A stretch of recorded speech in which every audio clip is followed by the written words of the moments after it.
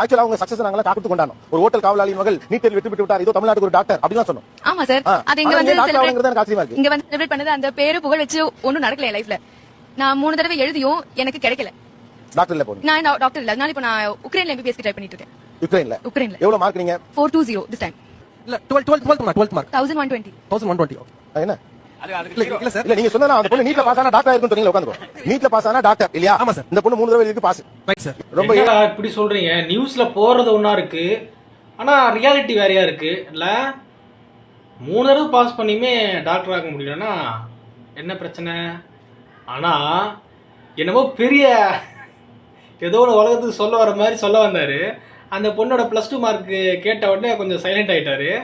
அப்புறமா ஒரு பதில் சொல்லிருப்பாரு, கேளுங்களா அதை சார். இன்னும் அந்த மார்க் பத்தல சார். செம காண்டாவதுல. 5000 மெடிக்கல் சீட்டுக்கு 2 லட்சம் பேர் கோச்சிங் போறாங்க. எவ்வளவு வருமானம்?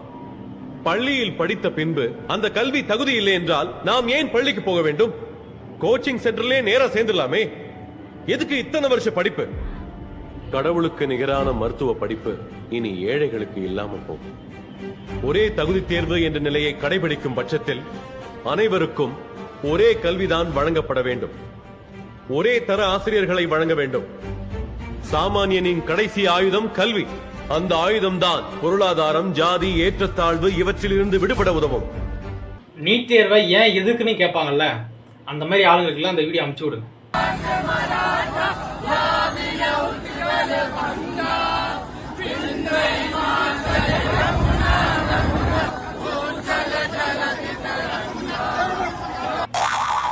என்னடா போலீஸை ராகிங் பண்ணிட்டு இருக்கீங்க? ஆனால் உண்மையாலுமே நான் யோசிச்சுட்டு இருந்தேன், இந்த மாதிரி போலீஸ் வந்து மக்கள் அடிக்கும் போதெல்லாம் ஓடுறாங்க, மக்கள் திரும்ப போலீஸை தாக்குறாங்கன்னு. இதுக்கு என்னடா வழின்னு யோசிச்சுட்டு இருந்தேன். ஆனால் படித்தவங்க நிரூபிச்சிட்டிங்க பார்த்தீங்களா? எனக்கு கூட அந்த அளவுக்கு தெரியலடா. அதாவது அவன் பொருள் எடுத்து அவனே போடுற மாதிரி சட்டத்து மூலியமாகவே அடிக்கிற மாதிரி அடிக்க ஆரம்பிச்சிட்டாங்க. கண்டிப்பாக தேசிய கீதத்தை மதிச்சு தான் ஆகணும். தேசிய கொடியவே மதிக்க மாட்டாங்க. அப்படி ஒரு குற்றச்சாட்டு இருந்தாலும் பரவாயில்ல, நம்ம பசங்களாம் கொஞ்சம் உஷாராயிட்டு பாட ஆரம்பிச்சிட்டாங்க. இது பரவாயில்ல, போலீஸுக்கு நன்றி தெரிவிக்கணும். ஏன்னா சட்டத்திலே தேசிய கீதத்தை மதிக்கணும்னு சொல்லியிருக்காங்க.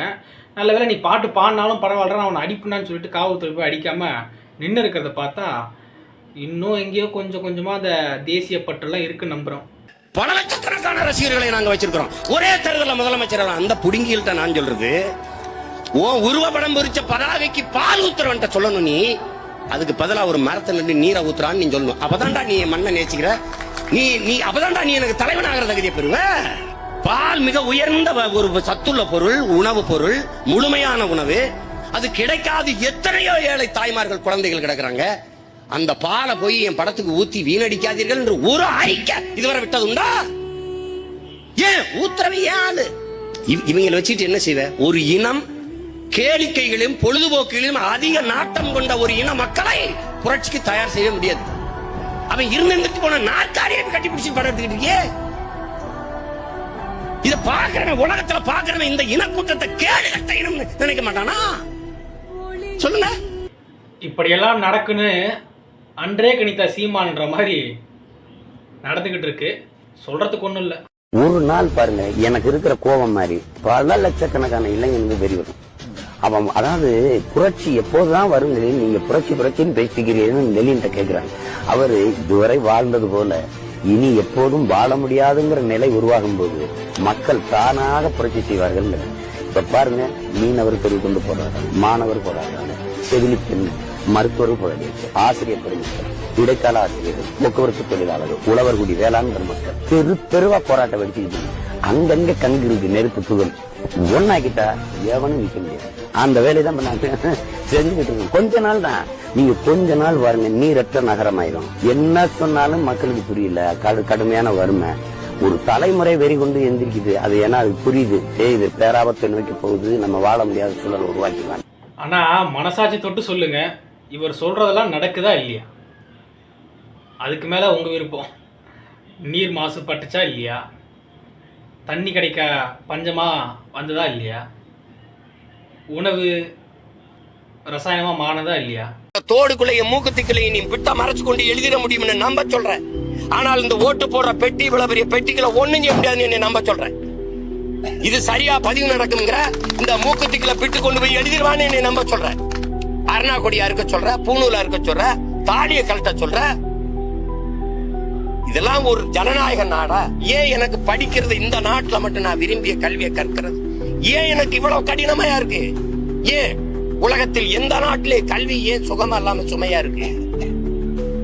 ஏன் இவ்வளவு கொடுமையா இருக்கு? உங்களை எல்லாம் யாரா மருத்துவராக சொன்னதுன்னு கேக்குறீங்களா? என்ன கணக்குல இதை கொண்டு வரீங்க? ஆனா உங்களை நான் மன்னிக்கவே மாட்டேன்டா. ஏன் தெரியுமா? பிட் எடுத்துட்டு வருவாங்கன்னா ஓகே, ஒரு லாஜிக்கா பப்ளிக் எக்ஸாம்ல நம்ம எப்பயுமே செக் பண்ற ஒரு விஷயம் தான். அதுக்குன்னு தோடுல எவனாவது பிட்டு வைப்பானா? எந்த அளவுக்கு உங்களோட அறிவு இருக்கு பாத்தியா? தோடை கழட்ட சொல்றீங்க, மூக்குத்தி கழுத்த சொல்றீங்க, தாலி கயிறை கழட்ட சொல்றீங்க, கழுத்துல இருக்கிற எதுவுமே போட்டுக்கூடாது சொல்றீங்க, உள்ளாடை முதற்கொண்டும். இதுக்கு மேல எந்த அளவுக்கு கேவலப்படுத்தணுமோ அந்த அளவுக்கு கேவலப்படுத்திட்டீங்க. குறிப்பாக பெண்கள் ரொம்ப கஷ்டமாக இருக்குது. நான் நீட் தேர்வு எக்ஸாம் எழுதி முடிச்சுட்டு வர பெண்களை பார்க்கும்போது ரொம்ப மனசு கஷ்டமாக இருக்குது. மேலே சாவில் கூட போடக்கூடாதுன்னா என்னடா இது?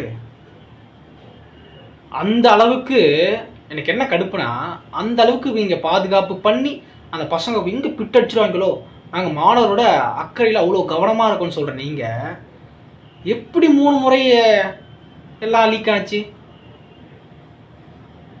அது கேட்டா பதில் இல்லை. சாலை என்பது போராடுவதற்கான இடம் அல்ல.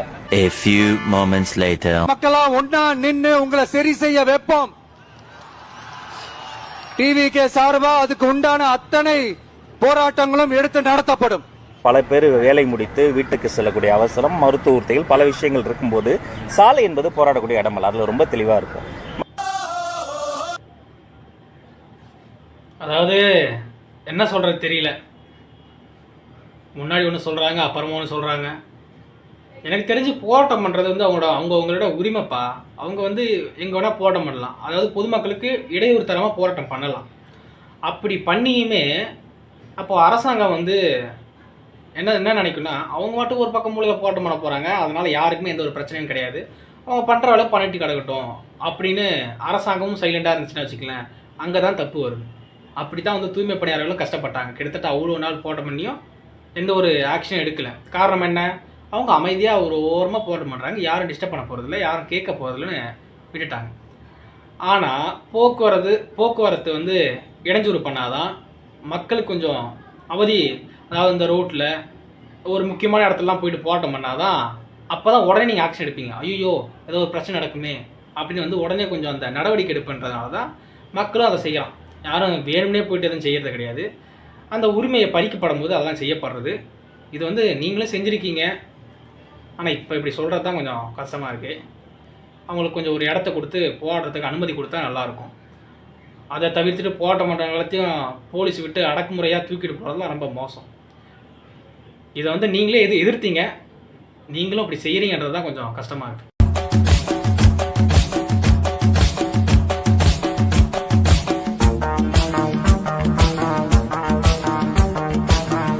நீங்களும் அப்படி தானே நினச்சிங்க? அப்போ நான் நினச்சது தப்பு இல்லையே. என்னன்னா, இவங்க வந்து ஒரு பக்கம் போராட்டம் நடந்துகிட்டு இருக்கு, இன்னொரு பக்கம் நம்ம தமிழகத்தில் ஜனநாயகம் படம் போயிட்டு இருக்கு அப்படின்னு அங்கங்கே ஒரு ட்ரெண்டிங் இருந்தால் கூட இந்த சும்மா இருக்க முடியல போல இந்த கேர்ள்ஸுங்களால, மொத்தமாக சொல்லலை, இந்த சில பேரால் ட்ரெண்டிங் கொடுக்கலாம்ப்பா. ஏதாவது ஒன்று டான்ஸ் பண்ணி இல்லை ஏதாவது ஒரு நல்ல முறையாக ட்ரெண்டிங் பண்ணால் பரவாயில்ல. அது என்னமோ முன்னாடி வராங்க, அப்புறம் பின்னாடி போகும்போது பார்த்துருப்பீங்க, ட்ரெண்டிங் வீடியோவில் பார்த்துருப்பீங்க. தேவையா இது? போகிற போக்கில் பார்த்தா எதையெல்லாம் ட்ரெண்டிங் பண்ணுவேனே தெரியலடா டேய். அதுவும் தயவு செஞ்சு இதெல்லாம் தமிழக பெண்கள் யாரும் செஞ்சிடாதீங்க. தயவு செஞ்சு இருக்கிற மான மரியாதையை கொஞ்சம் குறைச்சிடாதீங்க. வட மாநிலத்தில் ஏன் இப்படி பண்ணுறாங்கன்னு எனக்கும் தெரியல, என்ன சொல்கிறதுன்னு தெரியல. லைக்ஸுக்கும் வியூஸுக்கும் உங்களுடைய மானத்தை வந்து அடக வைக்காதீங்கன்னு தான் நான் சொல்லுவேன். ஏன்னா நாளைக்கு நம்ம ஒருத்தவங்களை திருமணம் பண்ணணும், அந்த கணவர் நாளைக்கு இந்த வீடியோ பார்ப்பாங்க. அதெல்லாம் நான் சொல்லக்கூடாது, தெரியணும். கொஞ்சம் வருத்தம் இருக்கும், வலிக்கும். தனக்கு பிடித்த நடிகனின் படம் போடனுக்கு தரையில சோறு போட்டு திங்கிற தருதலை கிடைப்பாரு. வலிக்கும், வலிக்கத்தான் செய்யும். இவர்கள் கூடவா நாம் பிறந்தோம்? இவர்களுக்காக நாம் போராடி கொண்டு இருக்கிறோம். இவர்கள் உயர்வு பெற, இவர்கள் மேம்பட, இவர்கள் பெருமையோடு வாழவா எம் உடன் பிறந்தோர்கள் செத்தார்கள் என்று நினைக்கும் போது இரவு உறக்கம் வராது, வலிக்கும், கவலை வரும், துயரம் வரும், கண்ணீர் வரும், வேதனை வரும். ஆனாலும் தலைவர் படத்தை பார்த்து ஒரு புது தெம்பு வரும், போராடித்தான் ஆக வேண்டும். அவன் சொன்னான். ஆனா சொல்றதுக்கு ஒண்ணும் இல்ல. ஏன்பா இப்படிலாம் பண்றீங்க? உங்களுக்கே தெரியுதா இதெல்லாம் தவறுன்னு? யாரோ சீமா அண்ணா எனக்கு தெரியாதுன்னு சொன்னாங்களாமே, அவங்களுக்கு தயவு செஞ்சு இந்த வீடியோ அனுப்பிச்சு விடுங்க. யார் இந்த சீமா? ஜல்லிக்கட்டு பண்பாட்டு போராட்டம், காவிரி மீட்பு போராட்டம், முல்லை பெரியாறு உள்ளிட்ட நதிநீர் பங்கீட்டு பிரச்சனைகள், methane, hydro carbon, neutrino, Salem 8 வழி சாலை, ஸ்டெர்லைட் எதிர்ப்பு போன்ற சூழலியல் சார்ந்த போராட்டங்கள், திணிக்கப்பட்ட தேர்வான நீட், NEP, CAA, EAA எதிர்ப்பு, இப்படி மாநில அரசு உரிமைகளை பறிக்கக்கூடிய மத்திய அரசு திட்டங்களுக்கு எதிராக போராடக்கூடிய போராட்டங்களை முன்னெடுத்தது. தலைவனுக்கு தம்பி, தம்பிகளினுடைய தலைவன் என்று வீர நடை கூறுகிறார். நல்லா இருக்குல்ல? நம்ம சொல்றதோட சூப்பரா சொல்றாரு. எவ்வளவு பேர் சொன்னாலும் ராஜ்மோகன் அண்ணன் சொல்ற அளவுக்கு ஈடு கொடுத்து யாராலையும் பேச முடியாது. மாஸ்னா சீமான் இங்கிட்ட போராடிக்கிட்டு இருக்கான், இங்கிட்ட நமிதா ஆடுதுனாக்கா உடனே நமிதா தான் பார்ப்பாங்க. ஏன்னா இவனுக்கு அதோட சீரியஸ்னஸ் தெரியாது, அதோட விளைவு தெரியாது. இங்கிட்ட நதிநீர் பிரச்சனைக்கு சீமான் கூட்டம், இங்கிட்ட நமிதா ஆட்டம். அப்படின்னா என்ன, நமிதா ஆட்டம் தான் பார்ப்பாங்க, அவ ஆடி விட்டு போயிடுவா. இவரு போராடுறது 10 வருஷம் பின்னாடி வர பிரச்சனையை கையில் எடுத்து போராடுறது, புரியுதுங்களே? இங்கிட்ட நமிதா ஆட்டம்னாக்க இது தமிழ்நாட்டு மக்களோட சாபகேடு. பரவாயில்ல, இந்த வயசுல எவ்வளவு தெளிவா பேசுறாருல. ஆனா எனக்கு பிடிச்சதுல இந்த விஷயத்துல என்ன தெரியுமா, அங்க கூட்டம் இங்க ஆட்டம். நல்லா ரைமிங்கா இருந்துச்சு, நல்லா இருந்துச்சு.